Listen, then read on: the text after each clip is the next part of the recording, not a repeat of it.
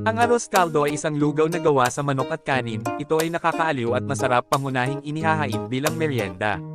Ngunit maaaring kainin anumang oras ng araw. Ang arroz caldo recipe na ito ay magpapainit sa inoo mula sa loob palabas.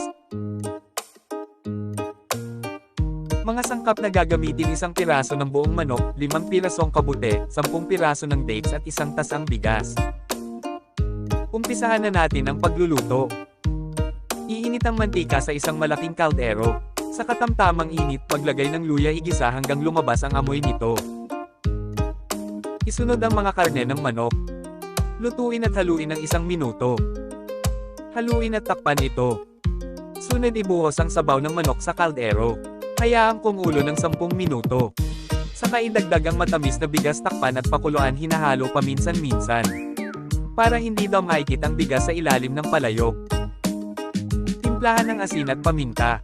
Patuloy sa paghalo hanggang maluto ang bigas. O ayan, luto na nga siya, napakabilis lang, diba?